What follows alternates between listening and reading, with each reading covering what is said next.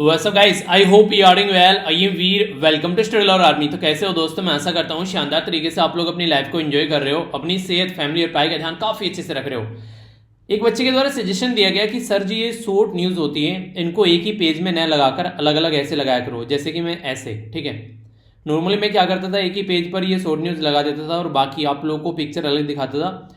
तो ये वाला ज़्यादा बेटर ऑप्शन आप लोगों को लग रहा है या फिर जो मैं नॉर्मल तरीके से पहले दिखाता था वो ज़्यादा बेटर लग रहा है? तो आप लोग बताइएगा जरूर इसके बारे में, आप लोगों की क्या राय है।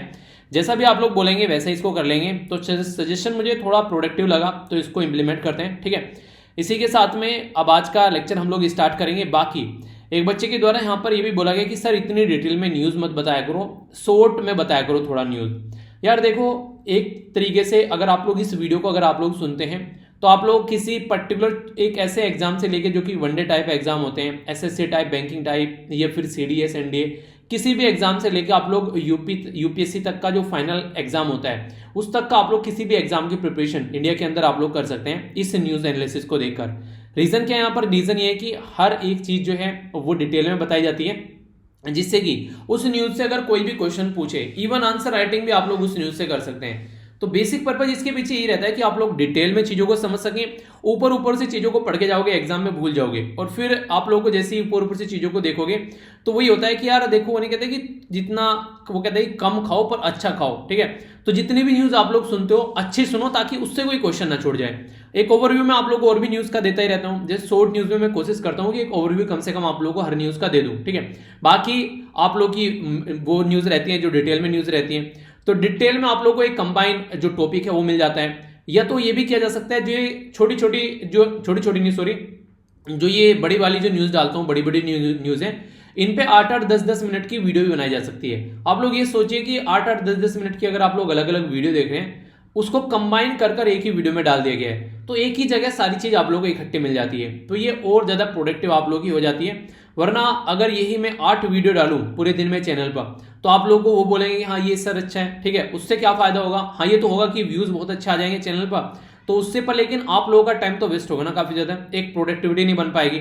अब एक ही वीडियो में मैं सारी चीजें डालने की कोशिश करता हूँ ताकि एक जगह सारी चीजें इकट्ठी मिल जाए। और दूसरी जो हमारी न्यूज एनालिसिस की वीडियो आती है उसमें आप लोगों की न्यूज आ जाती है सारी, एक पूरा न्यूज़पेपर कवर हो जाता है। तो करंट अफेयर का एक जो कॉम्बिनेशन ये बनाने की कोशिश मेरे द्वारा की गई है, इसमें ये रहता है कि इसको करने के बाद में देखिए आप लोग किसी भी एग्जाम में अपनी एक बहुत अच्छी परफॉर्मेंस दे सकते हैं। बस इसके बाद में ये सारी चीजें करने के बाद में एक छोटा सा काम रह जाता है, वो है रिवीजन। अगर रिवीजन आप लोग और अच्छे से कर ले रहे हैं तो फिर मुझे नहीं लगता है कि आप लोगों को इसके अलावा किसी और चीज़ की जरूरत है। तो बस आप लोग थोड़ा सा रिवीजन करते रहिए, और आपको, और इसी तरीके से देखिए रिवीजन की वीडियो मैंने आप लोगों की बना रखी है, ठीक है। अभी जो आप लोगों की बची हुई है, जो मैंने बोला था ना कि इससे पहले जैसे अगस्त तक की मैंने बना दी है, तो अगस्त, सितंबर, अक्टूबर, नवंबर, दिसंबर, जनवरी, फरवरी, मार्च, अप्रैल, ये सारी महीने की वीडियो मैंने आप लोगों की बना दी है। तो इनको आप लोग रिवाइज कीजिए। इनको बहुत सारे बच्चे जो हैं काफ़ी अच्छा इनको एक तरीके से प्यार दे रहे हैं इन वीडियो को, काफ़ी ह्यूज ये वीडियो परफॉर्मेंस इनकी देखने को मिली, तो लाखों में ये वीडियो पहुंच चुकी है कई सारी। तो अच्छा लगता है, इसका मतलब ये कि आप लोगों को फायदा पहुंचा रही है। तो ये वीडियो कंटिन्यू रहेंगी, इनको तो मैं लेकर आऊंगा ही मंथ के एंड पर, तो उनको आप लोग अच्छे से एंजॉय कर सकते हैं।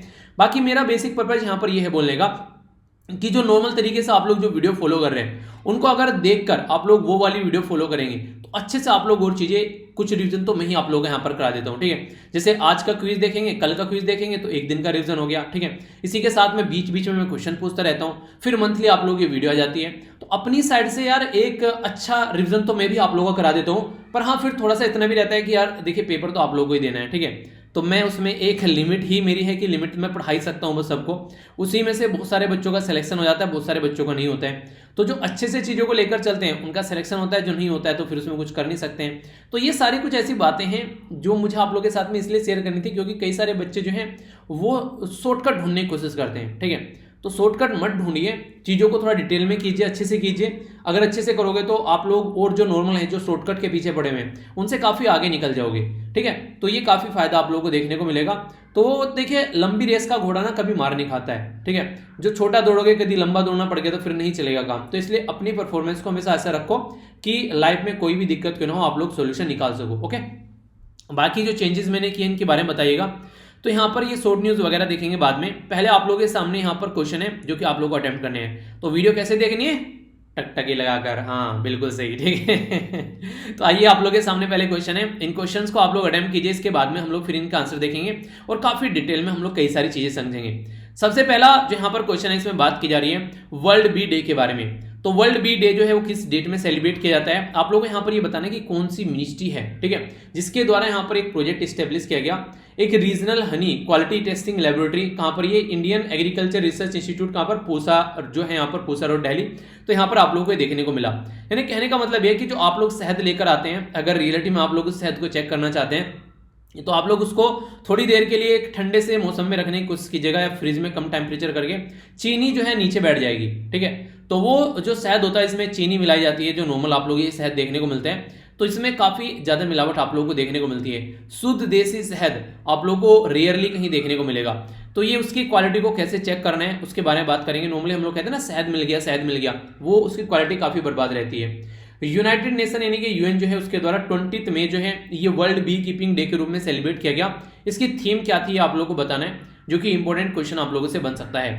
टोल फ्री हेल्पलाइन है जिसको नाम दिया गया है एल्डरली पर्सन के लिए, यहाँ पर जिसको नाम दिया गया यहाँ पर एल्डर लाइन, ठीक है, यानी कि एल्डर जो बुजुर्ग लोग हैं उनके लिए लाइन। और ये नंबर भी नोट करवा दीजिएगा अगर कोई आप लोग के आसपास में कोई एल्डर पर्सन है। ये बेसिकली एड्रेस करेगी एल्डर पर्सन से रिलेटेड, जो कोविड-19 के पेंडेमिक में अगर कोई प्रॉब्लम फेस कर रहे हैं तो उसको ये टैकल करने की कोशिश करेगी। तो 14567 ये नंबर है। अगर कोई भी बुजुर्ग लोग आप लोगों के आसपास में और आप लोगों को लगता है कि वो परेशान है किसी न किसी रीजन की वजह से, ठीक है, तो इस लाइन पर नंबर कर आप लोग उसकी हेल्प कर सकते हैं, ठीक है। तो ये वो चीजें होती हैं जो आप लोग एज ए सोसाइटी में रह रहे हैं तो आप लोगों की रेस्पॉन्सिबिलिटी बनती है कि हाँ आप लोग ये कुछ काम कीजिए। पेट्रोलियम एंड एक्सप्लोजिव जो सेफ्टी ऑर्गेनाइजेशन है, इसको पीसो बोलते हैं, ठीक है। तो ये ऑर्गेनाइजेशन किस डिपार्टमेंट के अंदर आती है, तो DIPP, ठीक है, तो इसको बोलते हैं department of industrial policy and promotion. ये आप लोगों को बताना कौन सी मिनिस्ट्री के अंडर में आती है।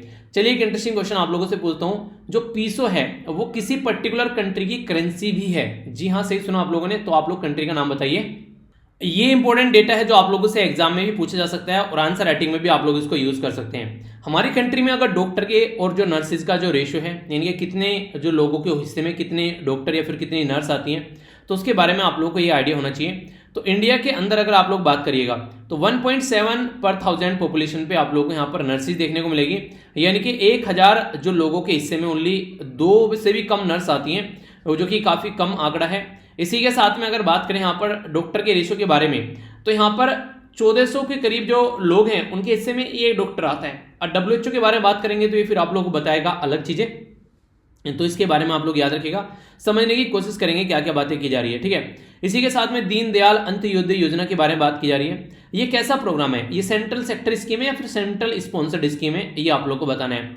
अगर कोई पॉलिटिकल पार्टी हमारी कंट्री में रजिस्टर की जाती है तो सेक्शन 29A के तहत उसको रजिस्टर किया जाता है। तो representation of the people act है यहाँ पर, ये कौन से ईयर का है, कई बार ये न्यूज में रहता है, इसके बारे में बताना है। पर्सनल डेटा प्रोटेक्शन जो बिल है 2019 का, वो हमारी कंट्री में लाया गया जब सुप्रीम कोर्ट का एक जजमेंट आया, यानी कि सुप्रीम कोर्ट ने एक ऑर्डर दिया। तो सुप्रीम कोर्ट का जो जजमेंट था वो मैं आप लोगों को हजारों बार बता चुका हूं, तो इस पर्सनैलिटी का नाम आप लोगों को बताना है, बाकी तो वीडियो में डिस्कस करूंगा ही मैं फिर से। मिनिस्ट्री ऑफ ट्राइबल अफेयर के द्वारा एक MOU होता है मेमोरेंडम ऑफ अंडरस्टैंडिंग, यानी कि एक तरीका एग्रीमेंट अभी साइन किया गया किसके साथ में, इसमें ये क्या कर रहे हैं कि डिजिटल ट्रांसफॉर्मेशन कर रहे हैं जो एकलव्य मॉडल रेजिडेंशियल स्कूल है, ठीक है, जिसमें ट्राइबल जो कम्युनिटी के जो बच्चे हैं जिनको उनको पढ़ाया जाता है, या फिर आश्रम जो स्कूल है, ठीक है, तो उनमें किस तरीके से यहाँ पर डिजिटल ट्रांसफॉर्मेशन रहेगा ताकि एजुकेशन कंटिन्यू रख सके और चीज़ों को सपोर्ट किया जा सके, ऐसा आप लोग बोल सकते हैं, ठीक है। तो ये बड़ा ही प्यारा सा आज का आप लोगों का डिस्कशन रहने वाला है। पर सबसे पहले यहाँ पर एक डे है, डे क्या एक त्योहार टाइप में आप लोग बोल सकते हैं, नरसिम्हा जयंती। नरसिम्हा जो थे यहाँ पर ये विष्णु जी का 4th इनकारनेशन यानी कि अवतार इनको माना जाता है और इनके नाम पर ये जयंती सेलिब्रेट की जाती है। देखिए अपनी कंट्री में सबसे प्यारी चीज़ यही लगती है कि अलग अलग कल्चर, अलग फेस्टिवल, नए नए त्यौहार, तो एक दिन आप लोगों को मौका देता है, नए नए दिन किसी भी रिलीजन से रिलेटेड हो सकते हैं, ताकि अपनी लाइफ को आप लोग एक वो नहीं कहते कि एक खूबसूरत लाइफ बना सकें, इंटरेस्टिंग लाइफ बना सकें, एक अच्छा इंटरटेनिंग डे ऐड कर सकें, तो वो चीज़ें आप लोग यहाँ से कर सकते हैं, ठीक है। तो कोई भी त्यौहार क्यों ना हो, किसी भी रिलीजन का सब सेलिब्रेट किया करो दम लगाकर, ठीक है, ऐसा नहीं होना चाहिए यार ये तो हिंदू का है, क्रिश्चियन का है, ये मुस्लिम का है, ठीक है। इंजॉय करो यार, लाइफ है, इंजॉय करो इसको अच्छे से, ठीक है। शॉर्ट न्यूज़ देखेंगे, आइए समझेंगे एक एक कर क्या क्या बात की जा रही है, इनको समझने की कोशिश करते हैं। जो यहाँ पर सबसे पहले मैंने आप लोगों को जो न्यूज़ दिखाई थी वो थी यहाँ पर वर्ल्ड बी जो डे है इसके बारे में बात की जा रही है। तो यूनियन एग्रीकल्चर जो मिनिस्ट्री हैं उनके द्वारा प्रोजेक्ट स्टेब्लिश किया गया यहाँ पर, ताकि जो बी यानी कि जो मधुमक्खी हैं उनसे रिलेटेड जो शहद होता है उसको हम लोग उसकी क्वालिटी को मेंटेन रख सकें। तो इसी के चलते इंडियन जो एग्रीकल्चर रिसर्च इंस्टीट्यूट है, जिसको IARI का नाम दिया गया, तो ये दिल्ली में लोकेटेड है। तो इसमें यहाँ पर बेसिकली एक लेबोरेटरी यहाँ पर स्टेब्लिश करने की बात की गई है, ताकि चीज़ों को टैकल किया जा सके और क्या क्या दिक्कतें रह रही है, क्या गड़बड़ी देखने को मिलती है अगर कोई शहद लेकर आता है, उसको अच्छे से यहाँ पर अच्छे लेवल पर लोगों तक पहुंचाया जा सके। ठीक है, तो इसी के बारे में यहाँ पर बात की जा रही है। आज की डेट में अगर आप लोगों को बात की जाए, हमारी कंट्री में इसके लिए नेशनल बी कीपिंग मिशन भी है, जिसको national bee keeping and honey mission के नाम से जाना जाता है। शॉर्ट फॉर्म में आप लोग इसको यहाँ पर एन जो बेसिकली BHM के नाम से बोल सकते हैं, यानी कि नेशनल और बी कीपिंग हनी मिशन। ठीक है, तो ये इस तरीके से आती है हमारी कंट्री में बी कीपिंग यानी कि मधुमक्खियों का कैसे हम लोग एक तरीके से आगे लेकर चल सकते हैं। और एक इंपॉर्टेंट न्यूज आप लोग और याद रखिएगा इसके बारे में, हमारी कंट्री में स्वीट रिवॉल्यूशन जो है, स्वीट रिवॉल्यूशन यानी कि एक तरीके से मीठा रिवॉल्यूशन आंदोलन, ठीक है, वो भी इसी से रिलेटेड है, यहाँ पर बी कीपिंग से ही रिलेटेड है। ठीक है, तो आप लोगों से कई सारे रिवॉल्यूशन नाम दे देते हैं और उनको मैच करने के लिए आ जाता है। हमारी कंट्री में रिसेंटली अभी 500 करोड़ रुपए एलोकेट किए गए नेशनल बी कीपिंग मिशन के लिए सेंट्रल गवर्नमेंट के द्वारा। किस प्रोग्राम के तहत? यहाँ पर आत्मनिर्भर भारत प्रोग्राम के तहत, ताकि अपनी ही कंट्री में हम लोग अपने ही ऊपर डिपेंडेंट रह सकें और दूसरी कंट्री से कोई चीजें खरीद कर लेकर न आए। तो इसके चलते जो नेशनल बी कीपिंग मिशन है उसमें भी यहाँ पर काफी बड़ा एक योगदान देखने को मिलेगा। तो इसके चलते अगर बात करें national bee keeping and honey mission के बारे में आप लोगों को बताया, तो यहाँ पर जो UN है यानी कि जो यूनाइटेड नेशन है उसके द्वारा 20 मई को यहाँ पर ये world bee keeping mission celebrate किया जाता है, world bee keeping day.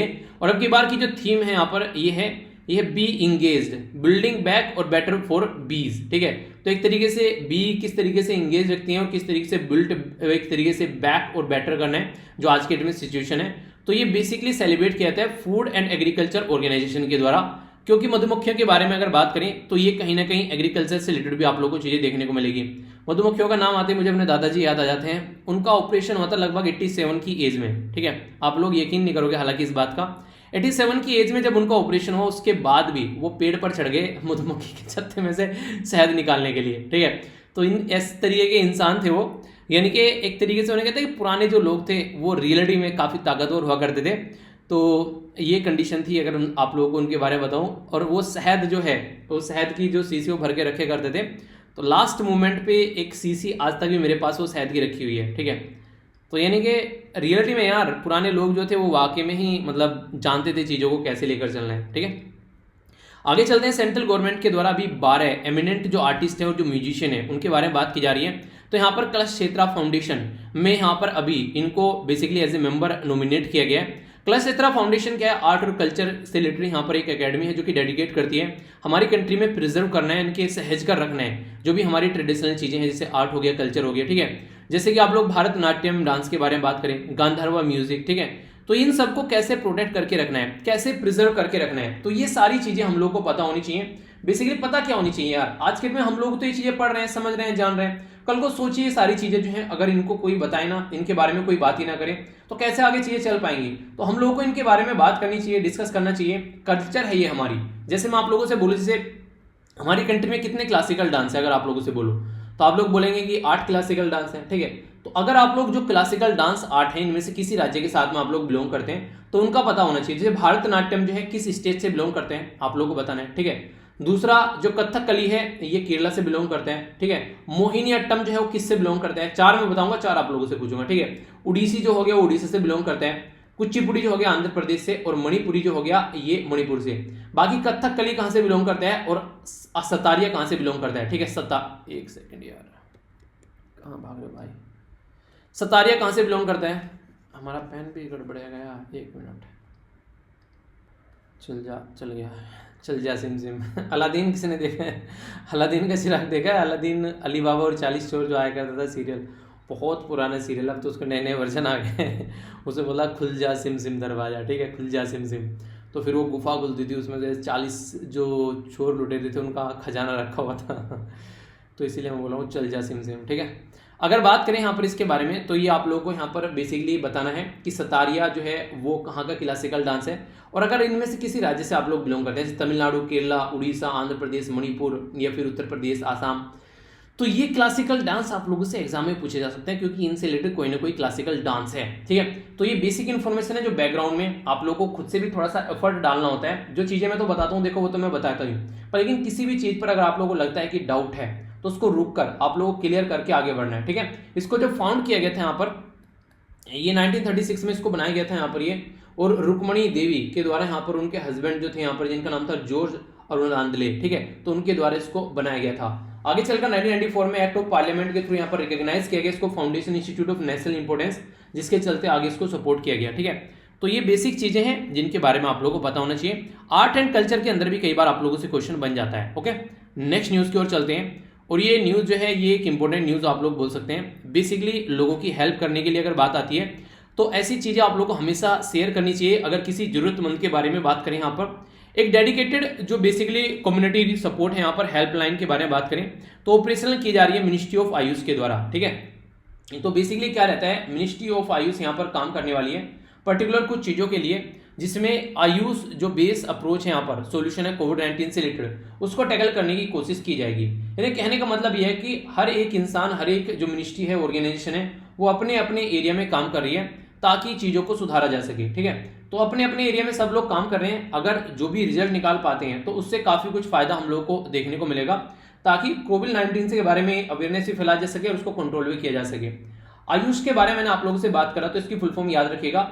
Ayush का मतलब होता है ए से आयुर्वेदा, वाई से योगा, ठीक है। आयुर्वेदा, योगा, नेचुरोपैथी, यूनानी, सिद्धा, सोवा, रिगपा और होम्योपैथी। तो ये एक मिनिस्ट्री भी हमारी कंट्री में क्रिएट की गई, पहले ये मिनिस्ट्री नहीं थी। 2014 में जो प्रेजेंट टाइम पे गवर्नमेंट है, जब ये गवर्नमेंट आई, इनके द्वारा एक नई मिनिस्ट्री क्रिएट की गई जिसका नाम रखा गया आयुष मंत्रालय, ठीक है। तो ये इससे पहले नहीं था, नया नया मंत्रालय 2014 में तैयार किया गया, ठीक है। तो ये इसके चलते इसके बारे में याद रखिएगा। नंबर जो है यहाँ पर 144 वो 4443, ठीक है, 14443 है यहाँ पर ये। तो अगर कोई क्वेरी है आप लोगों के, कोई सॉल्यूशन है, कोई आयुष से रिलेटेड, कोई कोविड-19 से रिलेटेड कोई क्वेरी है या फिर कोई सॉल्यूशन है, जो भी चीजें आप लोगों के पास में, तो यहाँ पर आप लोग कॉल कर उनके बारे में बात कर सकते हैं, ठीक है। तो ये कुछ बेसिक चीजें हो गई जो कि आप लोगों को माइंड में क्लियर रखनी है, ठीक है। आगे चलते हैं। नेक्स्ट इंपॉर्टेंट जो शॉर्ट न्यूज है, यहाँ पर ये बुजुर्ग लोगों के बारे में बात की जा रही है। नाम जो रखा गया यहाँ पर एल्डर, एल्डर माने बुजुर्ग, और लाइन, एल्डर लाइन इसका नाम इसलिए रखा गया क्योंकि बुजुर्ग से रिलेटेड है।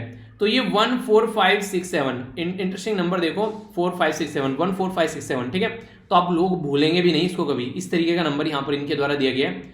ये कई सारे राज्य में ऑपरेशनल है, जैसे कि फिलहाल जो है उत्तर प्रदेश, मध्य प्रदेश, राजस्थान, तमिलनाडु, कर्नाटक, और ये 1 साल से भी ज्यादा टाइम से यहाँ पर काम कर रही है तेलंगाना के अंदर। तेलंगाना 2014 में एक नया राज्य बनाया गया था, और ये जो है काफी अच्छे से कई सारे एरिया में काम कर रहे हैं। इन्वायरमेंट के पॉइंट ऑफ से बात कर लीजिए, बुजुर्गों के पॉइंट ऑफ से बात कर लीजिए, तो अच्छा लगता है जब कोई नया नया राज्य इस अच्छे से परफॉर्मेंस के साथ में काम करता है। यहाँ पर अभी कोविड-19 जो पेंडेमिक है उसके चलते जो बुजुर्ग लोग हैं वो कई सारी प्रॉब्लम फेस कर रहे हैं, ताकि उनकी जो दिक्कत है उनको दूर किया जा सके। तो उसके चलते यहाँ पर ये जिसको बोला गया यहाँ पर एल्डर लाइन, ठीक है, तो ये बनाया गया केयरिंग फॉर ओवर एल्डर, यानी कि अपने जो बुजुर्ग लोग होते हैं उनकी केयर करने के लिए। अगर कोई दिक्कत है तो आप लोग यहाँ पर कॉल कर इनके बारे में बात कर सकते हैं, ताकि इनसे रिलेटेड जो दिक्कत है उसको दूर किया जा सके। खुद से आप लोग को सपोर्ट नहीं कर सकते तो यहाँ पर कम से कम कॉल तो कर सकते हैं ना, कि हाँ यार ये दिक्कत हो रही है मेरे एरिया में, ठीक है। कोई बुजुर्ग अगर आप लोग को दिखता है किसी भी तरीके से अगर प्रॉब्लम फेस कर रहा है तो, ठीक है। तो ये छोटी सी इंफॉर्मेशन है पर लेकिन इंपॉर्टेंट है और सोसाइटी के वेलफेयर के लिए भी जरूरी है। आगे यहाँ पर इंपॉर्टेंट न्यूज बात ये की जा रही है कि आज की डेट में अगर बात करें ग्लोबल जो मैन्युफैक्चरर है, इंपोर्ट जो अगर बात करें गवर्नमेंट के द्वारा, यहाँ पर अभी गवर्नमेंट ऑफ इंडिया के द्वारा रिव्यू किया गया है कि प्रोसीजर क्या है यहाँ पर अप्रूवल के लिए global manufacturing for importing oxygen cylinder, जो कि यहाँ पर जो पेट्रोलियम एंड एक्सप्लोजिव जो सेफ्टी ऑर्गेनाइजेशन है जिसके तहत यहाँ पर ये क्रिया परफॉर्म की जाती है। ये जो पीसो है जिसको petroleum and explosive safety organisation बोलते हैं, आप लोग इसके बारे में याद रखिएगा। नॉर्मली एक्सप्लोजिव की बात की जा रही है, पेट्रोलियम की बात की जा रही है, तो लोग बाग ये बोलेंगे यार ये तो पेट्रोलियम मिनिस्ट्री के अंडर में होगी, ठीक है, या फिर डिफेंस मिनिस्ट्री के अंडर में होगी। तो आप लोग कंफ्यूज आ जाएंगे एग्जाम में, तो कंफ्यूज आना नहीं है, आप लोग को इसके बारे में पता होना चाहिए। और ऐसे ही क्वेश्चन एग्जाम में पूछे जाते हैं जो कि डायरेक्ट नहीं होते हैं। डायरेक्ट वाले तो कोई दिक्कत ही नहीं है, उसको तो कोई भी नन्ना सा मुन्ना सा बच्चा भी आंसर दे लेगा, पर लेकिन अगर आप लोग को रियलिटी में आंसर देना है तो ये चीजें आप लोग को अंडरस्टैंड करनी पड़ेगी। तो एक्सप्लोजिव एंड पेट्रोल जो स्टेशन है यहाँ पर, ये तो ये आप लोगों को देखता है, इसको यहाँ पर इनके द्वारा एडमिनिस्टर किया जाता है और ये ministry of commerce and industry के अंडर में आती है, ठीक है। हेडक्वार्टर नागपुर महाराष्ट्र के अंदर में है। तो इसके बारे में ये बेसिक इन्फॉर्मेशन हो गई। फिर ये बोल देते हो सर क्वेश्चन कहाँ से आ गया, तो भाई साहब यहाँ से आ गया, ठीक है। अगर आप लोग रिवीजन कर लेंगे तो एग्जाम में नहीं बोलेंगे, ठीक है, नहीं बोलोगे ना, हाँ बोलना नहीं, ओके, अच्छे बच्चे बन के रहना है, ठीक है, गंदे बच्चे नहीं बनना है, गंदे बच्चे हो जाते हैं जो काम नहीं करते अपना पुराने टाइम पे कैसे बोला करते थे ना टीचर, बिल्कुल ऐसे जैसे कि बिल्कुल मतलब अच्छा है यार, बचपन भी अपनी जगह अच्छा था। हर एक फेज़ ना इंसान को एंजॉय करना चाहिए, बचपन हो गया, आगे चलकर फिर थोड़े से जवान हो गए, उसके फेज़ को एंजॉय करना चाहिए, आगे बुजुर्ग हो गए, मतलब ये मत देखो कि ज़िंदगी कट रही है, ख़त्म हो रही है, वो सब फालतू की चीज़ें, आना है जाना है किसी न किसी दिन, एक दिन मैं भी यहाँ से जाऊँगा, आप लोग भी जाएंगे, परमानेंट कोई नहीं है, ठीक है, एक दिन सबको जाना है। पर लेकिन इस जो धरती पर आए हैं ना, जियो तो ऐसे जी कर जाओ कि हाँ लगे कि इंसान आया है और जी कर गया है, वो वाली चीज़ें में मजा है। आप लोग ही क्या रहे हैं इसके बारे में, तो दिल खुश खोकर इंसान को जीना चाहिए, ऐसा आप लोग बोल सकते हैं, ठीक है। बाकी तो आप लोग समझदार हैं, बोलने वाली कोई बात ही नहीं है। तो आइए कुछ इंटरेस्टिंग बातें करते हैं ब्रेन ड्रेन के बारे में। ब्रेन ड्रेन, वीडियो को पॉज कर कर इस शब्द को आप लोग कैसे डिफाइन करेंगे, आप लोग इसे पूछ जाए कि what is the definition of brain drain, तो आप लोग क्या बोलेंगे इसको। अगर आप लोगों से मैं इसको बोलूं कि आप लोग डिफाइन करो, तो कैसे डिफाइन करोगे, कि क्या समझते हो इससे। ब्रेन ड्रेन का मतलब मैं आप लोगों को समझाता हूँ। आप लोगों ने क्या किया, आप लोगों ने अपनी एजुकेशन ली काफ़ी शानदार, ठीक है, आप लोग एसएलवी फैमिली के मेंबर रहे, आगे चलकर आप लोगों की जॉब लग गई, ठीक है, या फिर अगर जॉब नहीं लगी, आप लोगों ने आगे चलकर किसी, जैसे कि यहाँ पर नॉर्मल जॉब न करके आगे चलकर आप लोगों ने आईआईटी में एडमिशन लिया, या फिर आप लोगों ने बीटेक या एमबीए कर लिया, एमटेक कर लिया, ठीक है, या फिर कोई डॉक्टर बन गया, कोई इंजीनियर बन गया। इसके बाद में अपनी कंट्री में जॉब न कर किसी और कंट्री में आप लोग चले गए, वहाँ पर आप लोगों ने काम किया और अच्छे से चीज़ों को एंजॉय किया, अपनी लाइफ स्टेब्लिश करी और वहीं पर अपनी लाइफ को एंजॉय कर रहे हो, अपना कमा रहे हो, खा रहे हो, ठीक है। ये क्या हुआ, ये ब्रेन ड्रेन हो गया, यानी कि हमारी कंट्री का जो ब्रेन था, जो कि एक प्रोडक्टिव ब्रेन था, वो अच्छी फैसिलिटी को देकर किसी और कंट्री में चला गया, तो इसके चलते हमारी कंट्री में ब्रेन ड्रेन हो गया, ठीक है। इसको देखने का जो नजरिया था मेरा, ये मैं रियलिटी में आप लोगों को बताता हूँ। प्राइम मिनिस्टर मोदी साहब का एक लेक्चर नहीं बेसिकली स्पीच सुना था मैं, जो ब्रेन ड्रेन के बारे में उन्होंने दी थी, और रियलिटी में वो काफ़ी प्रोडक्टिव मुझे उस टाइम पर लगी थी। उनके द्वारा जब बोला गया कि देखिए हम लोग को देखने का तरीका है ब्रेन ड्रेन की, हमारी देश के जो लोग हैं वो किसी दूसरे देश में चले गए, हम लोगों ने इसको ब्रेन ड्रेन बोल दिया। पर लेकिन दूसरा नजरिया आप लोग ये देखते हैं कि दूसरी कंट्री को हमारे देश के लोग ही चला रहे हैं, तो ये इस तरीके से आप लोग देखिए ऑल ओवर वर्ल्ड को हमारे देश के लोग चला रहे हैं आज के डेट में, ठीक है, जिनके मन में हमेशा अपने देश के लिए कोई ना कोई प्रेम, कोई ना कोई सौहार्दपूर्ण माहौल जरूर रहेगा, और टाइम टू टाइम अपने देश के लिए हमेशा वो खड़े मिलेंगे, ठीक है। तो ये प्रोडक्ट की बात लगी। तो ब्रेन ड्रेन का मतलब ये कि जब ब्रेन जो होता है वो ड्रेन हो जाता है, यानी कि अपनी कंट्री छोड़कर कहीं और चला जाता है। अगर कोई इंडियन जो है वो यूएसए में चला गया, या फिर दुबई में बैठा हुआ है, पैसे कमा रहा है, अपने घर पर पैसे भेज रहा है, इसलिए हमारी कंट्री में ब्रेन ड्रेन काफी ज्यादा होता है। तो हमारी कंट्री में रेमिटेंस जो है वो सबसे ज्यादा आता है। रेमिटेंस मतलब जो विदेशों में रह रहे लोग जो है अपने घर पैसा भेजते हैं, उसको रेमिटेंस बोलते हैं, तो सबसे ज्यादा अपनी कंट्री में आता है। इंडिया जो है यहाँ पर एक मेजर एक्सपोर्टर है, यहाँ पर हेल्थ केयर वर्कर जो है उसके बारे में अगर बात करें, डेवलप्ड कंट्री के अंदर हमारी कंट्री काफी सारे लोग जाते हैं, यानी कि खासकर गल्फ जो रीजन है, यूरोपियन जो रीजन है, या फिर इंग्लिश स्पीकिंग जो कंट्रीज हैं, हमारी कंट्री के बहुत सारे लोग आप लोगों को वहां पर देखने को मिलेंगे जाते हुए। अगर कोई खासकर किसके बारे में बात की जा रही है, हेल्थ केयर वर्कर के बारे में बात की जा रही है, जैसे कि डॉक्टर हो गया, नर्सेज हो गई, तो दूसरे देशों में काफी लार्ज स्केल पर जाते हैं। तो brain drain in health care की यहाँ पर अगर बात करें तो करंट हमारी कंट्री में काफी ज्यादा शॉर्टेज है। हमारी कंट्री में खुद के लिए नर्सेज नहीं है, पर हमारी कंट्री के दुनिया भर के लोग जो हैं आप लोगों को गल्फ रीजन में या फिर यूरोपियन कंट्री में नर्सेज के तौर पर देखने को मिल जाएंगे। डॉक्टरों की कमी हमारी कंट्री में, पर हमारी कंट्री के बहुत सारे डॉक्टर आप लोगों को विदेशों में मिल जाएंगे। एक प्रोग्राम आता है सत्यमेव जयते, आता क्या है, बस आया करता था, उसके आज भी डेट में सारे प्रोग्राम आप लोगों को यूट्यूब पर मिल जाएंगे। सत्यमेव जयते का एक एपिसोड मुझे अभी याद आ रहा है, उसमें काफी इंटरेस्टिंग बात बताई गई थी। एक डॉक्टर उसमें आए थे, उन डॉक्टर के द्वारा बोला गया था कि हाँ मैं अपने देश में काम क्यों नहीं कर रहा हूँ, किसी और देश में काम क्यों कर रहा हूँ। उनके द्वारा बोला गया कि आज के डेट में अपनी कंट्री में काफी लार्ज स्केल पर करप्शन है इस पर्टिकुलर एरिया में। मैंने अपनी डॉक्टरी की डिग्री ली और वापस मैं अपने देश में आया काम करने के लिए। तो जैसे ही अपने देश में आया, मैंने 2-4 लोगों से बोला कि यार अगर कोई मरीज हो तो मेरे पास में रेफर करना। तो उन्होंने बोला कि हमारा कट कितना होगा, यानी कि एक तरीके से जैसे मैं बोलने लगूँ ना कि आप लोग किसी बच्चे को जरूर बताना कि जैसे कि मान लीजिए मैं कोई कोर्स बेच रहा हूँ, ठीक है, मैंने कल को कोई कोर्स निकाल दिया और ये कोर्स जो है वो है यहाँ पर 15,000 रुपए का, ठीक है, जिसमें मैं पूरा यूपीएससी का चीजें कवर कर रहा हूँ, ठीक है, और मैं बोलूँ कि यार किसी बच्चे को ये कोर्स दिला देना तो उसको फायदा हो जाएगा, ठीक है, और जो पर्सन है वो मुझे बोले कि ठीक है कोर्स तो दिला दूंगा, इसमें से 50% कमीशन मेरा है, यानी कि इसमें से लगभग 7,500 रुपए मुझे दे देना, ठीक है, कमीशन हो जाएगा वो मेरा। तो एक तरीके से ये क्या हो गया, ये हो गया एक तरीके घपला, ठीक है। तो कहने का मतलब यहाँ पर डॉक्टर ने यहाँ पर ये फीस रखी है, इस डॉक्टर की फीस में से वो कमीशन मांग रहा है कि यहाँ पर मैं तुझे किसी को भेजूंगा तो तुझे कमीशन देना पड़ेगा। तुझे डॉक्टर प्रोफेशन कर रहा है, लूट तो ही रानी है, कुछ सोच समझ कर इसने फीस रखी होगी वहां पर अपनी, जिससे ये सारा सिस्टम चला सके। अब पर यहाँ पर अगर ये इस तरीके से कमीशन दे देकर अगर ये काम करेगा तो ये सामने वाला जो मरीज आएगा उसको और ज्यादा लूटेगा, फिर उस मरीज से क्या करेगा, उसको उल्टी सीधी दवाइयां लिखेगा, ठीक है, उससे और ज्यादा पैसे बनाएगा जिसमें कमीशन नहीं देना है इसको, वो चीजें देखने को मिलती है। इवन उसने यहाँ तक भी बताया गया कि आज की डेट में कई बार ऐसा भी कहता है, मान लीजिए किसी का ब्लड लिया गया, ठीक है, किसी का यूरिन लिया गया टेस्ट करने के लिए, तो वो भी कई बार फर्जी काम किया जाता है ताकि उससे पैसे बनाए जा सके। तो ऐसी भी सिचुएशन आप लोगों को देखने को मिलेगी। तो जो ये ऐसे भी लोग हैं, पर लेकिन ये ऐसा एरिया है जो काफी नोबल एरिया है, काफी लोग ट्रस्ट करते हैं इस एरिया में। पर लेकिन देखिए तालाब में मछली तो गंदी होती है कई जगह, ठीक है, तो यानी कि कई सारे एरिया ऐसे हैं जहां पर आप लोग गंदे लोग देखने को मिलेंगे, पर लेकिन अच्छे लोग भी हैं। तो ऐसे भी लोग आप लोग को हर एक डिपार्टमेंट में देखने को मिल जाएंगे। आप लोग डॉक्टर के पास जाएंगे, वकील के पास जाएंगे, ठीक है, किसी और इंसान के पास जाएंगे, तो लूटने खचोड़ने वाले हर जगह मिल जाएंगे। पर ऐसे नहीं कि हर जगह गंदे लोग हैं, अच्छे लोग भी हैं। तो इसलिए अपना ट्रस्ट बनाए रखिए। और अगर आप लोग कभी भी किसी भी ऐसे डिपार्टमेंट में खुद की आप लोग की कभी लाइफ में अगर एक तरीके से सर्विस देने का मौका मिलता है, किसी में आप लोग की जॉब लगती है, तो अपनी ड्यूटी रेस्पॉन्सिबिलिटी आप लोग को अच्छे से निभानी है, ठीक है। तो ब्रेन ड्रेन जो है यहाँ पर ये काफी इंपॉर्टेंट है। यहाँ पर कई बार लोग इमिग्रेंट या फिर माइग्रेंट होते हुए आप लोगों को नजर आते हैं। तो रिजल्ट क्या रहता है, turmoil in the with in the nation. अगर देखो दिक्कत देश के अंदर देखने को मिलती है। प्रोफेशनल जो अपॉर्चुनिटी है अपनी कंट्री में नहीं रहती है तो दूसरे देश में जाकर ढूंढते हैं, ठीक है, तो ये कंडीशन यहाँ पर है। इसी के साथ में हायर स्टैंडर्ड ऑफ लाइफ मिलता है अपनी कंट्री में। अगर बात की जाए आज की डेट में, आप लोग को एक इंटरेस्टिंग मैं बात बताऊं तो एकदम याद आई है।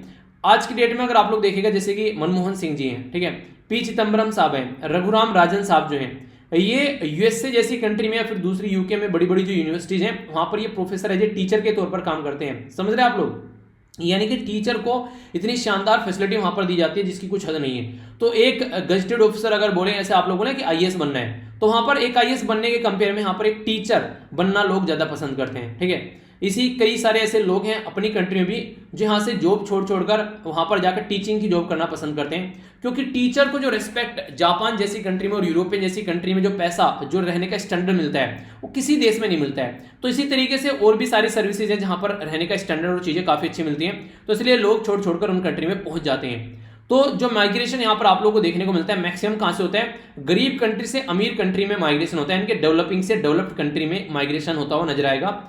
अगर बात करें इकोनॉमिक कोऑपरेशन एंड डेवलपमेंट जो डेटा है उसके बारे में बात करें, 69,000 के करीब इंडियन ट्रेन जो डॉक्टर हैं वो आज के डेट में वर्क कर रहे हैं यहाँ पर यूके, यूएसए, कनाडा और ऑस्ट्रेलिया में। 69,000 बोल रहा हूं मैं, समझ रहे कितने सारे डॉक्टर हैं। ये अभी 2017 का डेटा है, तो इतने सारे हमारे डॉक्टर जो हैं वो विदेशों में काम कर रहे हैं आज के डेट में। आज के डेट में ये कंडीशन आप लोगों को देखने को मिलेगी। जो माइग्रेशन ऑफ हेल्थ वर्कर के बारे में अगर बात करें, गल्फ जो कोऑपरेशन काउंसिल है उसमें लैक ऑफ क्रेडिबल डेटा, यानी कि एक तरीके से प्रॉपर डेटा नहीं है, पर लेकिन कई सारे लोग आप लोगों को वहां पर काम करते हुए प्रॉपर वे में नजर आएंगे। और रीजन क्या है, रीजन ये है कि देखिए आज की डेट में ऑल ओवर वर्ल्ड में जो नर्सेज है, जो डॉक्टर है, उनकी रिक्वायरमेंट है, और कोविड-19 ने तो और ज्यादा रिक्वायरमेंट यहां पर बढ़ा दी है। तो इसके चलते वो कंट्री जो माइग्रेंट फ्रेंडली है तो वहां पर जाकर लोग रहते हैं आराम से। यूके तो बल्कि क्या करता है, फ्री 1 ईयर का वीजा एक्सटेंशन दे देता है अगर कोई ऐसा इंसान यहां पर रह रहा है। फ्रांस ने तो ये तक कर दिया कि फ्री सिटीजनशिप दे दो उनको अगर कोई यहाँ पर फ्रंटलाइन वर्कर है, हेल्थ केयर वर्कर है और पेंडेमिक में काम कर रहे हैं। समझ रहे हैं आप लोग क्या क्या कंडीशन है। हमारी कंट्री में डॉक्टर मर जा रहे हैं और उनको प्रॉपर हेल्थ, उनको प्रॉपर फैसिलिटी नहीं मिल पा रही है, उनको परिवार को सेफ्टी नहीं मिल पा रही है, और यहाँ पर इस तरीके से चीजें देखने को मिलती है। हाई पे और बेटर अपॉर्चुनिटी रहती है वहां पर, ठीक है। लो वेजेस और लैक ऑफ इन्वेस्टमेंट इंडिया में जो रहता है उसकी वजह से दिक्कत देखने को मिलती है। हमारी कंट्री में जो हेल्थ केयर पर जो इन्वेस्टमेंट है वो लगभग 1.2% ऑफ द जीडीपी है, जबकि हमारे इकोनॉमिक सर्वे और अलग अलग जो रिपोर्ट है उसमें बोला गया कि ये 2.5 से लेके 3% होना चाहिए, जब जाकर चीजें जो है वो थोड़ी सी नॉर्मल होगी। पर लेकिन रियलिटी में अगर आप लोग बोलिए तो ये कम से कम होना चाहिए 6%, अगर अपनी कंट्री में हम लोग को सिचुएशन सुधारनी है तो 6% के करीब ये होना चाहिए। तो इससे आप लोग एक अंदाजा लगा सकते हैं कि हम लोग कितने पीछे चल रहे हैं। हम लोग 1/6 खर्च कर रहे हैं जितना खर्च होना चाहिए हमारी कंट्री में। तो कैसे हेल्थ की सर्विस सुधरेगी, कैसे लोग यहाँ पर काम करना पसंद करेंगे, और कैसे यहाँ पर हम लोग लोगों को मरने से बचा पाएंगे। कंसर्न क्या है, लैक ऑफ ह्यूमन रिसोर्सेज। हमने कहा ना 69,000 लोग हमारी कंट्री के डॉक्टर बाहर काम कर रहे हैं और हमारी कंट्री में डॉक्टर की कमी है खुद, ठीक है। 1.7 जो नर्सिस हैं वो आती हैं 1,000 लोगों के हिस्से में, ठीक है, जबकि यहाँ पर जो आनी चाहिए नॉर्मल तरीके से, जबकि है कितनी यहाँ पर एक नर्सिस आप लोगों को देखने को मिलेगी।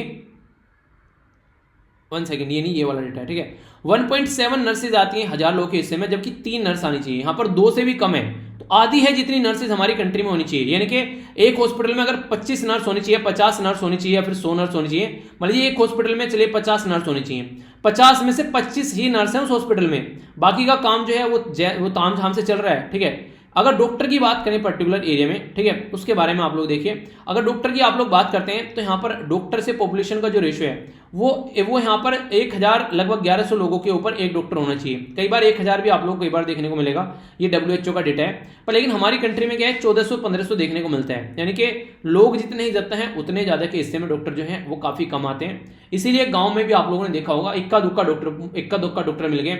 अगर कोई गांव में बीमार हो जाता है तो आप लोग सीधे भाग कर जाते हैं, शहर आसपास में कोई सिटी होगी बड़ी या फिर कोई कैपिटल होगी तो उसमें आप लोग भाग कर जाएंगे।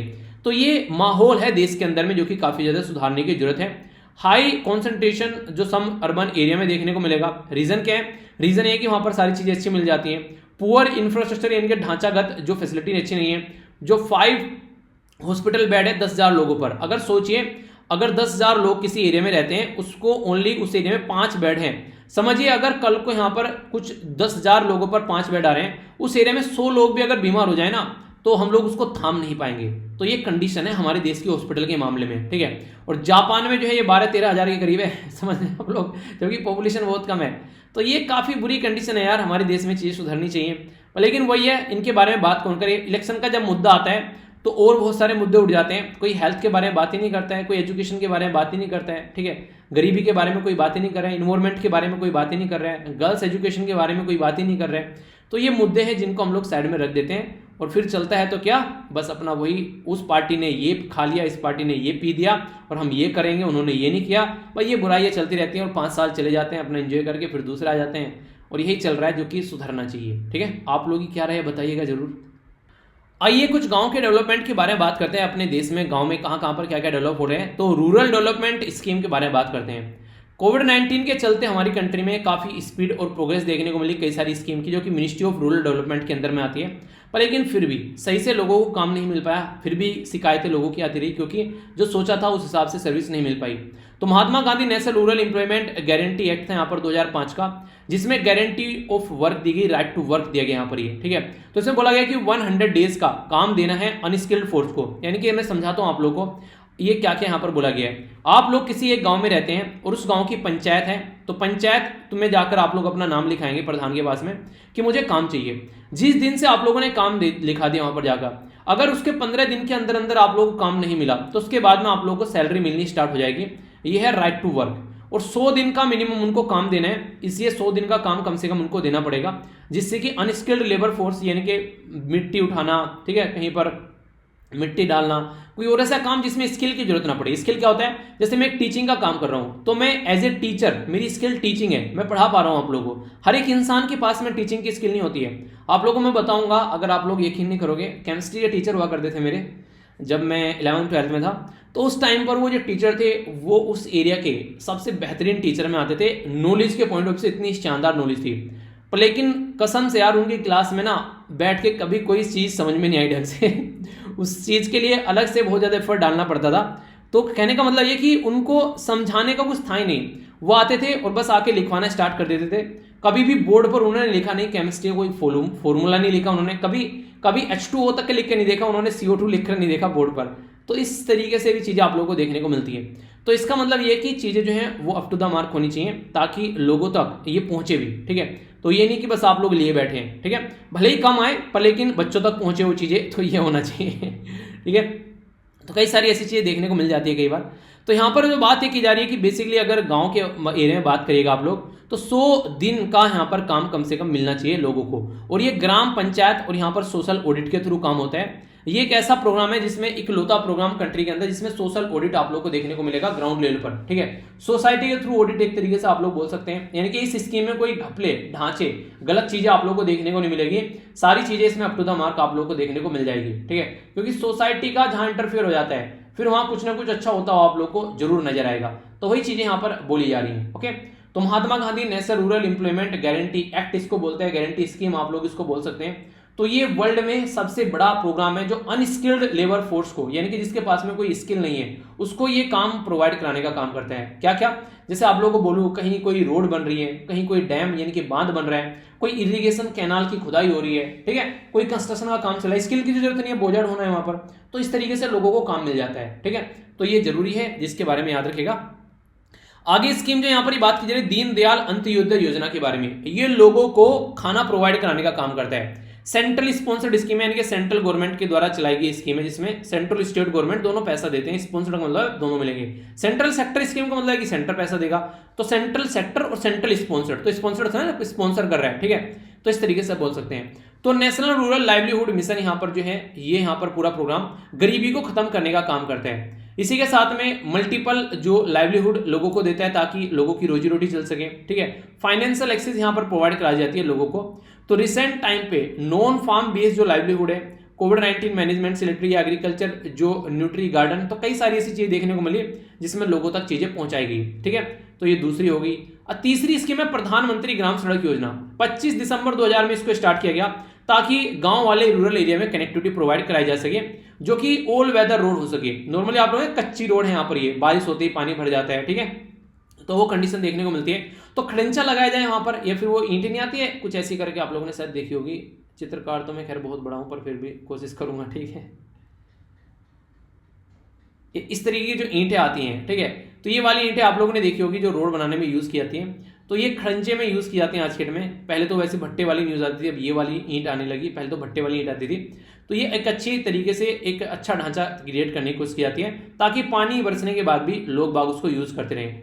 इसी के साथ में बात करें यहाँ पर अनकनेक्टेड अगर कोई एरिया है जहां पर 500 के करीब लोग रहते हैं प्लेन एरिया में, 250 के करीब लोग रहते हैं नॉर्थ ईस्ट जो यहाँ पर उसके एरिया में, या फिर हिमालय रीजन में, या फिर ट्राइबल रीजन में, यानी कि कोई पर्टिकुलर एरिया जिसकी रोड के साथ में कनेक्टिविटी नहीं है और 500 के करीब लोग रहते हैं। मांझी मूवी देखी होगी ना, तो उस तरीके से रोड बनाने की बात की जाती है ताकि सिटी के साथ में कनेक्ट किया जा सके। और ट्राइबल कम्युनिटी है, फिर कोई यहाँ पर हिमालयन रीजन है नॉर्थ ईस्ट वाला, वहां पर 250 भी अगर लोग रह रहे हैं तो उसको भी रोड के साथ में कनेक्ट करने की बात इस स्कीम के थ्रू की जाती है। तो एक अच्छा प्रोग्राम आप लोग बोल सकते हैं लोगों तक चीजों को पहुंचाने का, ठीक है। तो ये यहां पर हो गया एक पर्टिकुलर प्रोग्राम जिसके बारे में एक मोटा मोटा आइडिया आप लोग रख सकते हैं, ठीक है। आगे चलते हैं। नेक्स्ट इंपॉर्टेंट इंफॉर्मेशन यहां पर क्या है, ये बात की जा रही है प्रधानमंत्री आवास योजना के बारे में। तो ग्रामीण एरिया में, ये रूरल मिनिस्ट्री के बारे में मैं आप लोगों से बात कर रहा हूं। तो इसका ऑब्जेक्टिव है हाउसिंग फॉर ऑल, सबके लिए कम से कम घर होना चाहिए, एक पक्का घर। 2022 तक का टारगेट है, क्योंकि 2022 में क्यों है टारगेट, क्योंकि आजादी के 75वीं साल हम लोग सेलिब्रेट करेंगे, तो कम से कम लोगों के पास में घर तो होना चाहिए। इंपॉर्टेंट बात यहां पर यह कि ये स्कीम याद ये नहीं है पहली बार चलाई गई है, इससे पहले एक स्कीम थी इसका नाम था इंदिरा आवास योजना। तो यहाँ पर जो नई गवर्नमेंट आती है वो क्या करती है, मैक्सिमम वो ये करती है कि आते ही नई स्कीम का नाम चेंज कर देना है, पुरानी का उसको नया नाम दे देना है। काम होगा वो बाद में देख लेंगे, पहले नाम चेंज कर लेते हैं, ठीक है। तो प्रधानमंत्री आवास योजना जो ग्रामीण है, ये 1 अप्रैल 2016 में यहाँ पर ये स्टार्ट की गई ताकि गांव वाले एरिया में जो बिलो पॉवर्टी लाइन है, यानी कि गरीबी रेखा के जो नीचे लोग हैं, उनको घर प्रोवाइड कराया जा सके। इसमें शेड्यूल कास्ट, शेड्यूल ट्राइब या फिर फ्री बॉन्डेड जो लेबर थी, या फिर नॉन शेड्यूल कैटेगरी के जो लोग हैं, काफी लो लेवल की इनकम जिनकी है, ठीक है, कोई विधवा है, ठीक है। इसी के साथ में अगर बात की जाए कोई डिफेंस पर्सनल, ठीक है, जो विधवा है उसकी, एक्स सर्विसमैन या रिटायर्ड जो मेंबर ऑफ पैरामिलिट्री फोर्सेज हैं, डिसेबल पर्सन या फिर माइनॉरिटी हैं, तो उनको यहाँ पर ये चीजें प्रोवाइड कराने की कोशिश की जाती है। अगर क्वेश्चन ही आप लोगों से बन जाए एग्जाम में कि इसके अंदर डिफेंस पर्सनल फोर्स के जो एक्स सर्विसमैन है, रिटायर्ड पैरामिलिट्री फोर्स के जवानों को भी घर दिया जाता है, तो आप लोग तुरंत बोलोगे नहीं यार ये ऐसा नहीं होगा, ठीक है, तो गरीबों के लिए होती है बिल्कुल, ठीक है। तो यहाँ इनके लिए भी यहाँ पर फैसिलिटी है इसके अंदर। और ये डेटा कौन इकट्ठा करता है, ये data basically socio economic caste census से इकट्ठा किया जाता है, जो कि 2000 का सेंसस है, ठीक है, 2011 का सेंसस है। अभी 2021 में हम लोग खड़े हैं, तो हर 10 साल बाद सेंसस आते हैं, नया डेटा जो आएगा उसके बारे में जरूर याद रखिएगा, जो नया सेंसस आप लोगों को देखने को मिलेगा। तो ये कुछ बेसिक इन्फॉर्मेशन होगी। हालांकि अभी जो है चीजें थोड़ी सी वो डिले हो सकती हैं, आप लोगों को पता है देश में जैसा माहौल चल रहा है कोविड-19 को लेकर, तो कुछ ना कुछ चेंज होता हुआ आप लोगों को नजर आएगा, ठीक है। आगे बात करते हैं। ये थोड़ी सी आप लोगों को जो न्यूज है अलग तरीके की देखने को मिलेगी। यहां पर जो बात की जा रही है इलेक्ट्रोल बॉन्ड के बारे में। अभी रिसेंटली यहां पर लगभग 700 करोड़ रुपए के इलेक्ट्रोल बॉन्ड जो है वो अलग अलग पॉलिटिकल पार्टी को दिए गए, तमिलनाडु, पौंडीचेरी, वेस्ट बंगाल, आसाम और केरला के इलेक्शन के टाइम पर। इलेक्ट्रोल बॉन्ड जो है एक तरह का फाइनेंशियल इंस्ट्रूमेंट है। फाइनेंशियल इंस्ट्रूमेंट आप लोग पॉलिटिकल पार्टी को चंदा देते हैं, तो चंदा जब आप लोग देते हैं तो कौन कौन से डिनोमिनेशन में आप लोग दे सकते हैं, आप लोग 1000 रुपए दे सकते हैं, 10,000 दे सकते हैं, 1 लाख दे सकते हैं, 10 लाख दे सकते हैं, 1 करोड़ दे सकते हैं। तो यहाँ पर कोई 1 करोड़ है विदाउट एनी मैक्सिमम लिमिट, तो कितना भी आप लोग इस डिनोमिनेशन में दे सकते हैं, पर कोई मैक्सिमम लिमिट नहीं है, ठीक है। इनके मल्टीप्लीकेशन में आप लोग कितना भी दे सकते हैं। एक लौता बैंक है अगर कोई आप लोगों से पूछे वो कौन सा है, वो है स्टेट बैंक ऑफ इंडिया। तो 15 दिन के लिए वैलिड रहते हैं। अगर आप लोगों ने बॉन्ड ले लिए हैं तो फिर पॉलिटिकल पार्टी ये बोलती है कि जल्दी से जल्दी हमारा खाता जो है वो गर्म कर दो, अपने पास में मत रखो इनको, तो 15 दिन के अंदर अंदर हम तक पहुंचा दो, ठीक है। रिडीम करना है इनको, तो रजिस्टर पॉलिटिकल पार्टी तक ये पहुंचना है।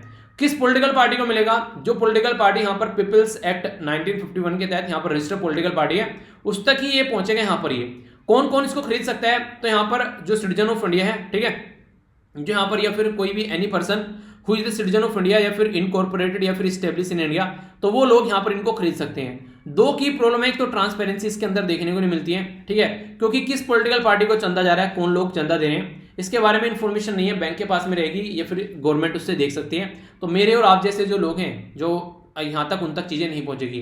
तो गवर्नमेंट मिनिस्टर जो है वो एक्सेस कर सकते हैं इन्फॉर्मेशन ओनली।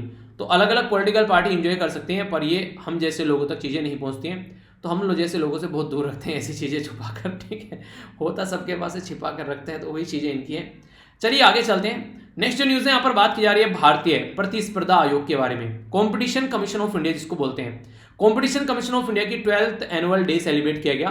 तो कॉम्पिटिशन कमीशन ऑफ इंडिया एक ऐसी ऑर्गेनाइजेशन है जो कि यहाँ पर 20 मई को ये बेसिकली इसका ये ऑब्जर्व किया था, स्टैट्यूटरी बॉडी है, इन्फोर्स की गई थी, ऑब्जेक्टिव था कॉम्पिटिशन को मेंटेन रखना। जियो आकर यहाँ पर धमाल मचाने लगे और एयरटेल को और जो दूसरे जो कंपनी है उनको खत्म कर दे। ऐसा नहीं होना चाहिए। पता चला स्टार्टिंग में अगर फ्री सर्विस दे रहे हैं, जब वो खत्म हो गए फिर यहाँ पर लूट रहे हैं, ठीक है। तो कंपटीशन बरकरार रहना चाहिए। स्टेब्लिश किया गया था सेंट्रल गवर्नमेंट के द्वारा 14 अक्टूबर 2003 में, ठीक है। तो 2021 में अभी हम लोग यहाँ पर बैठे हुए हैं, ठीक है। इसको फुल्ली फंक्शनल जो हुई है 2009 में फुल्ली फंक्शनल हुई, ठीक है। इसी के साथ में एक चेयरपर्सन है और 6 मेंबर है और सेंट्रल गवर्नमेंट के द्वारा अपॉइंट किया जाता है। फंक्शन क्या है? एलिमिनेट करना जो कि एडवर्स इंपैक्ट डालती है कंपटीशन पर, सब मार्केट में रहने चाहिए। प्रमोट करती है सस्टेन कंपटीशन, प्रोटेक्ट करती है इंटरेस्ट ऑफ द कंज्यूमर, ठीक है। इंश्योर करती है फ्रीडम ऑफ ट्रेड मार्केट में। ऐसा नहीं है कि एक ही इंसान जो है बैठा हुआ पूरी मार्केट को चला रहा है, ठीक है। जैसे सुशील कुमार थे ना, पूरे छत्रसाल स्टेडियम को चला रहे थे, उनको वहां पर कई बार उसका छत्रसाल स्टेडियम को गुंडा भी बोला जाता था। अभी कुछ न्यूज सामने निकल कर आई, ज्यादा पता नहीं था पर कई सारी न्यूज अभी पढ़ी उनके बारे में तो पता चला। अभी एक इंसान की जान ले ली उनके द्वारा, एक सागर करके एक रेसलर था, ठीक है, पर्सनल रीजन की वजह से। तो यहाँ पर ऐसी भी चीजें आप लोगों को देखने को मिलती हैं। कंज्यूमर वेलफेयर के लिए काम करते हैं, इंश्योर करते हैं हेल्थी कंपटीशन, ठीक है। डेवलप करते हैं एक तरीके से इफेक्टिव रिलेशन इंटरेक्शन, जो यहाँ पर चीजें आराम से चलती रहे, और एक तरीके से रेगुलेट करने की कोशिश करते हैं। अगर कोई दिक्कत आए तो उसको सुधारने की कोशिश की जाती है। तो ये इसके बारे में बेसिक इन्फॉर्मेशन हो गई। आगे चलते हैं। साइंस और टेक्नोलॉजी के बारे में यहाँ पर बात की जा रही है। ये न्यूज मैं आप लोगों को पहले बता चुका हूं, थोड़ा सा फिर से सुन लीजिए। व्हाट्सएप के द्वारा एक अपनी पॉलिसी में चेंज किया गया था, जिसके चलते वो व्हाट्सएप का जो डेटा है वो यूज करना चाहता था फेसबुक, क्योंकि फेसबुक पापा है व्हाट्सएप के, ठीक है। तो फेसबुक जो है पापा व्हाट्सएप के हैं, तो वो बोल रहे हैं व्हाट्सएप को कि बेटा तो भी तुम्हारे पास में डेटा है वो मुझे दे दो, ठीक है। व्हाट्सएप बोला है क्यों पापा? फेसबुक बोला है कि वो सारा डेटा मुझे यूज करना है, ठीक है। अगर मैं उसको यूज करूंगा तो और ज्यादा हम लोग पैसे कमाएंगे। तो व्हाट्सएप बोला है जी पापा जी। पर लेकिन जो व्हाट्सएप के बच्चे हैं, ठीक है, यानी कि जो व्हाट्सएप को यूज करते हैं, नीचे जो लोग हैं वो यहाँ पर एक तरीके से, जो कि आप व्हाट्सएप को बिल्कुल एक तरीके से ऐसा मान चुके हैं कि जैसे भगवत गीता, व्हाट्सएप एक यूनिवर्सिटी बन चुकी है, ठीक है। तो वहाँ पर लोगों की बहुत सारी चीज चलती हैं, वो यहाँ पर इसको छोड़ने के लिए तैयार नहीं है। व्हाट्सएप को यहाँ पर पापा, जो पापा है व्हाट्सएप के, उन्होंने ये बोल दिया, या तो आप लोग मानो हमारी बात, यानी कि व्हाट्सएप का डेटा हमको लेने दो, या फिर आप लोग व्हाट्सएप अनइंस्टॉल कर दो। तो यहाँ तक भी बातें बोली गई है। तो व्हाट्सएप जो होता है वो यहाँ पर बोल रहा है कि मैं यहाँ पर जो यूज करूंगा जो डेटा, आप लोग उसको मत रोकिए। और डेटा भी क्या है, जिस तरीके से किस एरिया में आप लोग रहते हैं, क्या क्या आप लोगों के इंटरेस्ट हैं, ठीक है, क्या क्या आप लोग खरीदना पसंद करते हैं मार्केट के अंदर, तो ये डेटा होता है। तो उसको यूज करने की बात की जा रही है। तो गवर्नमेंट ये बोल रही है कि हमारे साथ में डिस्क्रिमिनेट क्यों कर रहे हैं आप लोग, ठीक है, हमने आपका क्या बिगाड़ा है, आखिर हमारे साथ ही क्यों ऐसी चीजें कर रहे हैं आप लोग। तो गवर्नमेंट उसको ये बोल रही है आप लोग यूरोपियन यूनियन के साथ क्यों नहीं कर रहे हो। तो वो बोलता है कि यूरोपियन यूनियन जो है वो बुद्धिमान लोग हैं, वो आप लोगों के जैसे नहीं है। यूरोपियन यूनियन ने क्या कर रखा है, पहले से अपना लॉ बना रखा है, हम लोग उनके साथ में कुछ कर ही नहीं सकते। तो हम लोग उनके ऊपर ही हाथ डालेंगे ना जिनके पास में कोई लॉ नहीं है। यूरोपियन यूनियन तो जनरल डेटा प्रोटेक्शन रेगुलेशन बना रखा है, यूएसए ने यूएस प्राइवेसी एक्ट बना रखा है 1974 से, आप लोग बच गए। जर्मनी ने बना रखा है यहाँ पर इसी तरीके से एक एक्ट, ठीक है, उनपे तो हम लोग कुछ नहीं कर पाएंगे, पर लेकिन हम लोग आपको जरूर दबोचेंगे, ठीक है। आप लोगों ने ऐसा कुछ नहीं किया है कि आप लोग अपने लोगों को यहाँ पर प्रोटेक्ट कर सको, ठीक है। इंडिया जो ऑनलाइन मार्केट है यहाँ पर ओनली अगर बात करें काफी बड़ी, लगभग आज की डेट में हमारी कंट्री में आप लोग को जो व्हाट्सएप के जो यूजर हैं वो मुझे लग रहा है शायद 400-500 के करीब मिलियन लोग आज के डेट में व्हाट्सएप यूज कर रहे हैं। तो इससे समझ सकते हैं कि कितना यूज फायदा, कितना डेटा उनको मिलेगा। तो उसी डेटा को एंजॉय करने के ये मूड में है और उसी डेटा के ऊपर यहाँ पर ये अपनी रोटियां सेकने के मूड में है। तो इंडिया में जो भी कर रहे हैं अपने फायदे के लिए कर रहे हैं, पर हमको तो समझना पड़ेगा ना। तो हमारी कंट्री में तो ऑलरेडी प्राइवेसी फंडामेंटल राइट बना दिया, केस पोत्तास्वामी केस आया था 2017 में, ठीक है। तो ये याद रखिएगा जब यहाँ पर एक काफी बड़ा जजमेंट आया। और इन्फॉर्मेशन टेक्नोलॉजी एक्ट भी हमारी कंट्री में, ये कई सारी ऐसी चीजें हैं जो इन हरकतों को करने से रोकते हैं। पर लेकिन हमारी कंट्री में एक कमेटी बनाई गई थी, उस कमेटी के जो हेड थे वो कौन थे वो आप लोग को बताना है। उस कमेटी में ये बोला गया कि यार देखो हमारी कंट्री में एक एक्ट होना चाहिए डेटा प्रोटेक्शन से रिलेटेड, ठीक है। तो वो उसके द्वारा रिकमेंडेशन भी दे दी गई 2017 में। पर गवर्नमेंट जो है ऐसे करे से मुर्गी जो है वो अंडे नहीं सेती है बैठ के, ठीक है, कि बच्चा निकलेगा। तो गवर्नमेंट भी उस कमेटी की रिपोर्ट को भी से रही है बैठकर कि उसमें से अपने आप कोई एक्ट निकलेगा, वरना एक्ट अब तक आ जाना चाहिए था। ये व्हाट्सएप जो ऐसी ऐसी हरकतें कर रहा है इसके मुंह पर तमाचे लगते और अब तक ये सेंटर में खड़ा हुआ मिलता। पर लेकिन नहीं है, वही है कि तुम अगर अपने आप कुछ नहीं करोगे तो कोई और कुछ ना कुछ तो करेगा ही ना। आप खुद ही उसको लो फॉल दे रहे हो तो वो उसको एंजॉय करेगा। All India institute and university ready for the digital transformation किस चीज के बारे में बात कर रही है? मिनिस्ट्री ऑफ ट्राइबल अफेयर मिलकर काम कर रही है यहाँ पर माइक्रोसॉफ्ट के साथ में, माइक्रोसॉफ्ट, ठीक है, तो उसके साथ में मिलकर काम की जा रही है ताकि एकलव्य जो मॉडल है रेजिडेंशियल स्केल का, देखिए एकलव्य मॉडल क्या है यहाँ पर, ये यहाँ पर बेसिकली जो ट्राइबल कम्युनिटी के बच्चे रहते हैं उनको वहीं पर हॉस्टल फैसिलिटी की प्रोवाइड कराई जाती है, वहीं पर उनको पढ़ाया लिखाया जाता है, या फिर आश्रम जो होते हैं उनकी बात की जा रही है। तो मिलकर काम किया जाएगा यहाँ पर माइक्रोसॉफ्ट के द्वारा मिनिस्ट्री ऑफ ट्राइबल अफेयर के साथ में। एम क्या है? ताकि स्किल्ड बेस इकोनॉमी बनाई जा सके, आर्टिफिशियल इंटेलिजेंस का यूज किया जा सके हमारी कंट्री में, सही तरीके की चीजों को इंप्लीमेंट किया जा सके। तो एकलव्य मॉडल जो रेजिडेंशियल स्कूल है EMRS, ठीक है, तो उनको बहुत हिंदी और इंग्लिश में सही तरीके से आगे लेकर चलकर टेक्नोलॉजी का यूज कर आगे लेकर चलने की बात की जा रही है। फर्स्ट फेज में 250 के करीब स्कूल को अडॉप्ट किया जाएगा माइक्रोसॉफ्ट के द्वारा। 50 EMS स्कूल जो है उनको जो इंटेंसिव ट्रेनिंग दी जाएगी और 500 के करीब मास्टर ट्रेनिंग का प्रोग्राम यहाँ पर चलाए जाएंगे। तो ये ऐसे प्रोग्राम है जिससे लोगों तक एजुकेशन को अच्छे लेवल पर पहुंचाने की बात की जा रही है। सस्टेनेबल डेवलपमेंट जो गोल है आप लोग याद रखिएगा, यहाँ पर देखते हैं जो चौथा सस्टेनेबल डेवलपमेंट गोल जो है वो राइट टू एजुकेशन या क्वालिटी एजुकेशन के बारे में बात करता है, ठीक है। तो ये भी यहाँ पर काफी इंपॉर्टेंट है। तो यहाँ पर टीचर जो रहेंगे उनको अच्छे से ट्रेन किया जाएगा फेज मैनर में, सबको ढंग से। और यहाँ पर जो बेसिस या फिर सर्टिफिकेट दिए जाएंगे माइक्रोसॉफ्ट जो एजुकेशन सेंटर की ओर से। यहाँ पर UN का जो सस्टेनेबल डेवलपमेंट गोल है एजुकेशन का 4th, उसको भी सपोर्ट किया जाएगा। तो इन सब एरिया में काम किया जा रहा है चीजों को अच्छे से इंप्लीमेंट करने के लिए ताकि लोगों को फैसिलिटी मिल सके। ट्राइबल स्टूडेंट जो है उनके फ्यूचर इन्वायरमेंट या फिर विलेज या फिर ओवरऑल कम्युनिटी का फायदा होगा। प्रोफेशनल डेवलपमेंट होगा एजुकेशन इनेबल टेक्नोलॉजी के बेस पर, ठीक है, अगर कोविड-19 के टाइम पर भी एजुकेशन कंटिन्यू रख पाएंगे। सक्सेस होगा डिजिटल इंडिया मिशन के तहत, और गैप ब्रिज करेंगे जो ट्राइबल और जो अदर लोग हैं इनके ट्राइबल कम्युनिटी के लोगों तक भी अच्छी चीजें हम लोग पहुंचा पाएंगे। तो ये बातें यहाँ पर बोली जा रही है। आप लोगों की क्या राय है इसके बारे में आप लोग बता सकते हैं। आगे चलता हूँ, आगे क्या चलता हूँ, ई था हमारा डिस्कशन। अब यहाँ पर देख लेते हैं क्या क्या डिस्कस किया। पहले तो शॉर्ट न्यूज देखिए और जो मैंने आप लोगों से पूछा है जरूर बताना, ठीक है। बाकी कोई भी चेंज अगर आप लोगों को लगता है सजेस्ट जरूर कीजिए, ठीक है। अगर कमेंट बॉक्स में आप लोगों को शर्म आती है नई नवेली दुल्हन की तरीके से, तो आप लोग अगर शर्म आती है तो आप लोग क्या कर सकते हैं, आप लोगों के लिए एक जीमेल ID है यहाँ पर studyloverveer@gmail.com, ठीक है। पर लेकिन एक काम क्या कीजिए, आप लोगों के ऊपर यहाँ पर सब्जेक्ट का ऑप्शन रहता है कि सब्जेक्ट किसके बारे में बात कर रहे हैं। अगर आप लोगों को सजेशन देना है तो सजेशन लिख दीजिएगा। सजेशन किस में देना है, नैनो मैगजीन में देना है, हिंदू की वीडियो में देना है, ठीक है। अगर आप लोग कोई और बात लिखनी है, सिलेक्शन हुआ है तो सिलेक्शन लिख दीजिएगा, ठीक है। कोई और पर्सनल अगर बात करनी है तो पर्सनल इन्फॉर्मेशन से रिलेटेड आप लोग PI लिख सकते हैं वहां पर, ठीक है। तो वहां पर लिख दिया कीजिए उसके ऊपर ताकि उनको मैं सेग्रीगेट कर पाऊँ अलग से मैसेज को, ठीक है। तो ये कुछ बातें हैं। एकदम आप लोगों को वहां पर रिप्लाई नहीं मिलेगा क्योंकि बहुत सारे ऑलरेडी पेंडिंग मेल वहां पर पड़े हुए हैं। तो जैसे जैसे मुझे टाइम मिलता रहता है तैसे तैसे चीज़ें मिलती रहेंगी। और अभी काफ़ी लंबा टाइम जो है वो मेरा थोड़ा सा भी बिजी था जिसके चलते अभी इन्फॉर्मेशन और भी कुछ इधर उधर हो गई, ठीक है। तो ये थोड़ा सा अभी देखता हूँ उनको कवर करता हूँ, तो टाइम टू टाइम सारी चीज़ें हो जाएंगी, बस पेशेंस रखा कीजिए थोड़ा, ठीक है। शॉर्ट न्यूज़ देखिए हम लोगों ने कई सारी ये सारी चीज़ें देखी, फिर हम लोगों ने ये यहाँ पर देखा, ठीक है। इंटरनेशनल न्यूज़ में ब्रेन ड्रेन समझा क्या है, कहाँ कहाँ से निकल कर कहाँ पहुँच गए लोग, ठीक है। नेशनल न्यूज़ में हम लोगों ने रूरल डेवलपमेंट देखा और कई सारी जो इसकी स्कीम थी वो समझी। इन स्कीम को अलग से लिख लेना, कन्फ्यूजन नहीं होना चाहिए, ठीक है। आगे बात करिए इलेक्ट्रोल बॉन्ड के बारे में कुछ बातें जानी, पॉलिटिकल पार्टी को पैसा कहाँ से मिल रहा है वो समझा, ठीक है। किस तरीके से कंपटीशन कमीशन ऑफ इंडिया अपना जन्मदिन सेलिब्रेट कर रहा है वो जाना, जो व्हाट्सअप क्या हरकतें कर रहा है वो समझी। इसी के साथ में डिजिटल ट्रांसमिशन की जो बातें की गई वो समझी हम लोगों ने। और अब है क्वेश्चन के आंसर आप लोगों को देने हैं, ठीक है। वर्ल्ड बी डे जो है कौन सी मिनिस्ट्रीज के द्वारा भी प्रोजेक्ट स्टार्ट किया गया ये बताना है। थीम क्या है ये बताइए। कौन सी मिनिस्ट्री के अंडर में आते हैं यहाँ पर एल्डर लाइन जो कि यहाँ पर स्टार्ट की गई है। पीसो किस मिनिस्ट्री के अंडर में आता है और ये किस कंट्री की करेंसी है ये भी आप लोगों को बताना है। नर्स और डॉक्टर का रेशो क्या है हमारी कंट्री में ये बताना है। NDNRLM ये किस मिनिस्ट्री के अंडर में आता है, ठीक है। सॉरी मिनिस्ट्री नहीं, किसका प्रोग्राम है ये, सेंट्रल सेक्टर स्कीम है, सेंट्रल स्पॉन्सर्ड स्कीम है। पॉलिटिकल पार्टी किस एक्ट के तहत रजिस्टर रहती हैं। पर्सनल जो डेटा है प्राइवेसी जो बातें हैं वो किस पर्टिकुलर जजमेंट की बात की जा रही है। जहाँ पर कौन सी मिनिस्ट्री के अंडर में आता है, यहाँ पर आता है जो मिनिस्ट्री ऑफ ट्राइबल अफेयर। किसके साथ में MOU साइन किया गया डिजिटल करने के लिए इन स्कूलों को भी, ये आप लोगों को बताना है, ठीक है। लास्ट डे के क्वेश्चन जरूर देखकर जाया कीजिए अगर आप लोग रियल डे में चाहते हैं कि आप लोग अच्छे प्रोडक्टिव रहें। चाइना के द्वारा क्लेम किया गया अरुणाचल प्रदेश, तो कौन सा पार्ट यहाँ पर ये बोल रहे हैं, चाइना वाली कौन से पार्ट में इंक्लूड कर रहे हैं। डीएपी क्या है यहाँ पर, इसके बारे में बताइए, ठीक है, और यहाँ पर इसके बारे में बताइए, और किसके बाद में इसको सबसे ज़्यादा यूज़ किया जाता है। एनपीके की फुल फॉर्म आप लोगों को बतानी है। कौन सा राज्य है जिसके द्वारा अभी यहाँ पर medicine for sky programme launch किया गया ताकि लोगों तक दवाइयाँ पहुँच सकें।